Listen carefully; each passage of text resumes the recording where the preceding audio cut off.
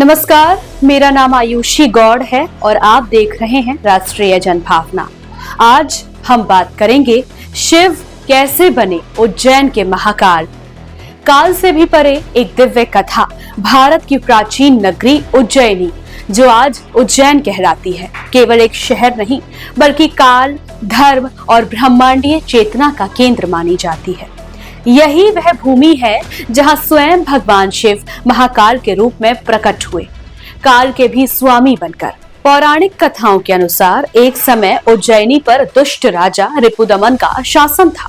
वह तंत्र मंत्र और असुर शक्तियों का उपासक था और देवताओं का घोर अपमान करता था। उसकी क्रूरता से नगरवासी भयभीत थे। उसी नगर में एक बालक श्रृंगारक रहता था, जो बचपन से ही शिव भक्त था।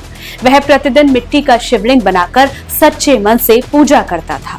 एक दिन रिपुदमन ने नगर में घोषणा करवाई, जो शिव की पूजा करेगा उसे मृत्यु दंड दिया जाएगा। लेकिन शिव भक्ति कहाँ रुकती है।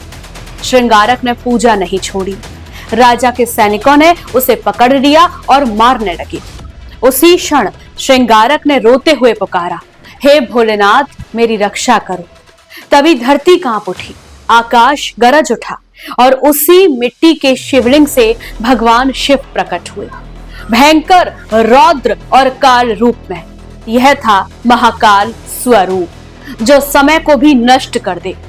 भगवान शिव ने राजा रिपुदमन और उसकी असुर सेना का संहार कर दिया। पूरा उज्जैन शिवमय हो गया।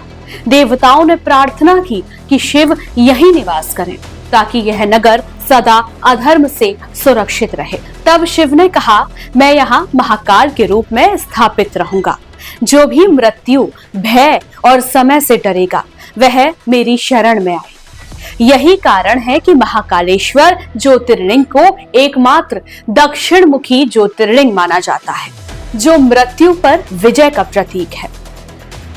ऐसे तो महाकाल के कई सारे रहस्य हैं, लेकिन एक रहस्य जो सबसे प्रचलित है वो है महाकाल का शिवलिंग स्वयंभू है।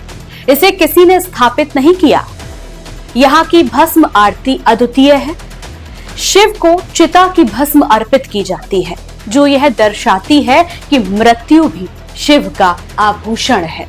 कहा जाता है कि उज्जैन में काल की गति धीमी हो जाती है, इसलिए यह स्थान प्राचीन काल से खगोल और ज्योतिष का केंद्र रहा है। चमत्कार और आस्था की भी यहाँ पर अपनी एक अलग मान्यता है। जो महाकाल के दरबार में सच्चे मन से आता है, अकाल मृत्यु उसका स्पर्श तक नहीं कर पाती। यहाँ की एक झलक भी पिछले जन्मों के कर्मों को शांत कर देती है। महाकाल केवल देवता नहीं, वह भय का अंत, मृत्यु का स्वामी और समय से परे चेतना है। इसलिए कहा जाता है, काल भी कांपता है जब उज्जैन में महाकाल जागता है। जय श्री महाकाल। ऐसी ही धार्मिक और पौराणिक कहानियों के लिए आप बने रहिए राष्ट्रीय जनभावना के साथ। हम एक बार फिर हाजिर होंगे एक और किसी नई पौराणिक कथा के साथ। तब तक के लिए वीडियो को लाइक करना, शेयर करना बिल्कुल ना भूलें। नमस्कार।